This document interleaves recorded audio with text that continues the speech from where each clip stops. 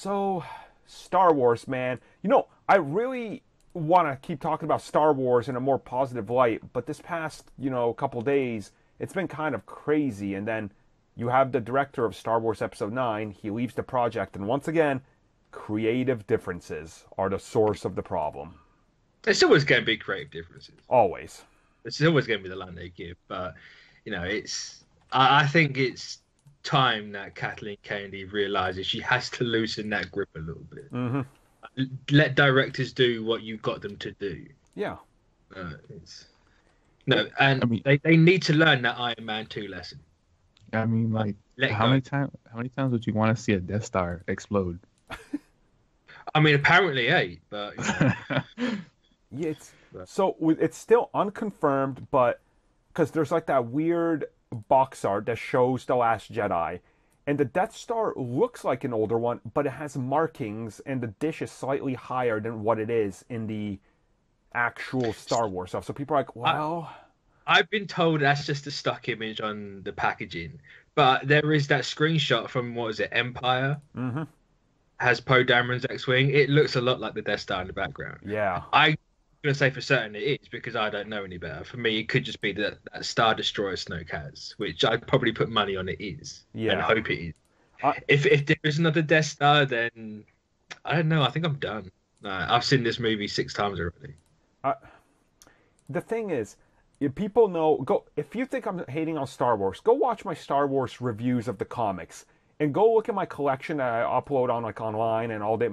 I have every single issue so far from Marvel's, Disney's, tons of variants. Like, I love Star Wars, but I'm getting into this thing where I'm worried about repetition, and it's slowly becoming in there. And a lot of people I'm talking to are feeling the same fatigue as I am, and it's nothing against what they're doing, but I think they're playing it too safe. And say what you will about the prequels, and God knows I've trashed them enough.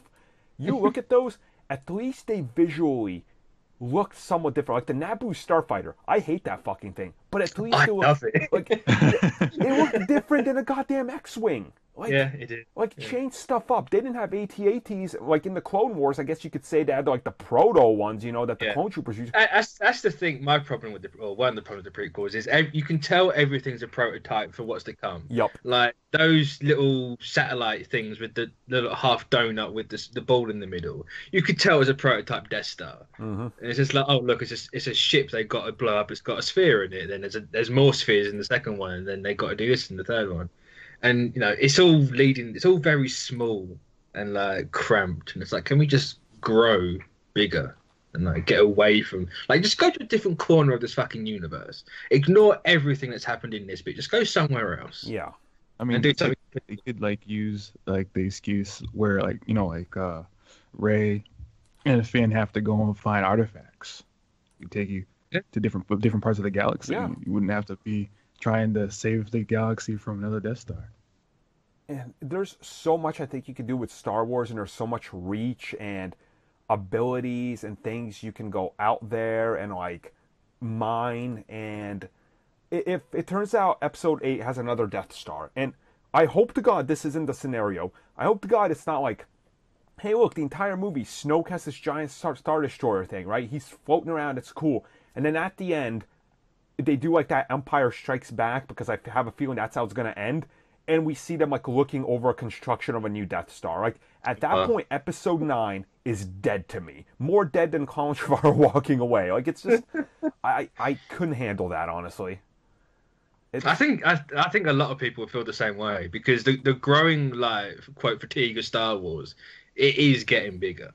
Mm-hmm. Like, I am seeing more and more people kind of turn off to the idea of it, and it's not because the movie, well, Rogue One was bad, but like, Force Awakens, it was just a copy, but it wasn't a bad movie.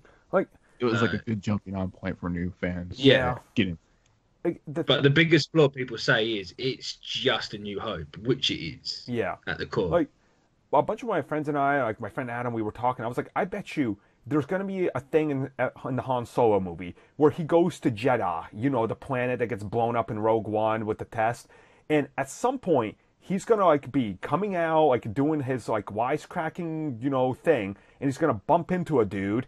And it's going to be Saw Gerrera. He's going to be like, hey, you should join a cause. He's going to be like, I'm no rebel, I tell you. Like,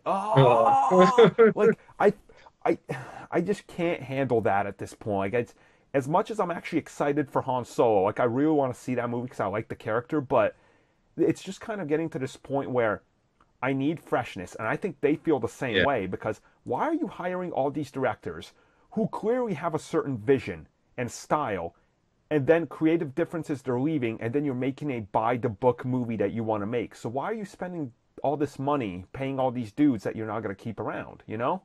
Yeah, I don't understand it. That's my biggest thing. Like, why?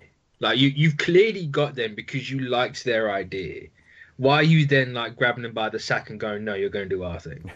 It's the Warner Bros. Mentality. Like, Star Wars is very quickly becoming the new DCU. It is. It really is. In the worst way possible. Yeah. And, you know, that might get me some shit, but I don't care. I'm fully agreeing with you, and I'm a fucking Star Wars fan. Dude, I still have Star Wars bed sheets. That shit's on my bed. Like, yeah, I know, I'm sleeping on the First Order, man. Like, that shit's comfy. So, you know, like, I don't know what to tell you. I need something. I hope Episode 8 completely blows us away, and it's nothing that we picture. But in my mind, because I've seen it with Attack of the Clones, trying to mimic Empire, I feel like, at some point, is Rey gonna lose her hand? Who's losing their hand? Something. We've already had a character who's been hurt by one of the lightsabers. You know, it's just kind of like, the bad guy's now got scars on his face that have to mimic Anakin. It's just like, come on, like, get away from all that. I know, like, for this trilogy, they're kind of like tied down to the others, like, just because of the older characters.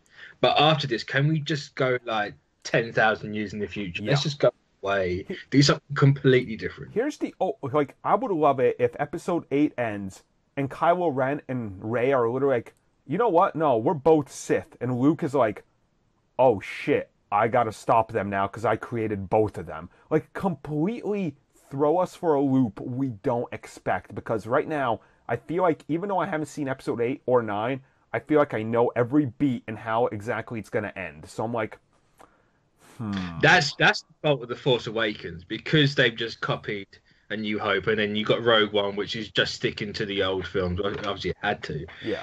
But, you know, it's that you've got that mentality of now, I know what they're going to do.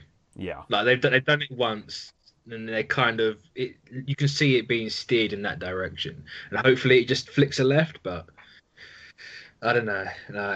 And I even feel like, even if they did just go, oh, look, here's a twist, Kylo's good and Rey goes bad, it's like, well, everyone said that's going to happen from the start. And I know that's no fault of the movie itself, but it's kind of like, like, even that's going to feel a bit of a letdown to me. But same. But at least it's something fresh. Like, ooh, look, you know? It's true. Yeah. I just hope that I can see them being good movies, and I think that is all they're going to be. But that's the thing. Like, I really like Force Awakens. Hell, I love Rogue One. Like, I know I'm in the super minority, but I love the hell out of that movie. And if you look at most people, you're in the majority. I'm in the minority. Really? Because mostly everybody around me is like, meh. Every time I tell someone I don't like Rogue One, they look like I'm about to get lynched. It's just kind of like, calm down. It's just Suicide Squad Star Wars. But, you know, it's what it is. It is what it is. I'll say this about Star Wars, though. The best quality Star Wars thing that Disney has done to date is Star Wars Rebels. That is really the best. It's so fucking good. Oh my god. Yeah, I just thought about that because they said that Starkiller was going to be in Rebels. Yeah, but they booted that shit because they don't want people bitching. So people were bitching already when they found out. Let's not put shitty characters in here. No. Agreed. Having a tough time as it is. Let's not put in like edgelords. Yeah, I didn't like Starkiller. Nope, not one bit.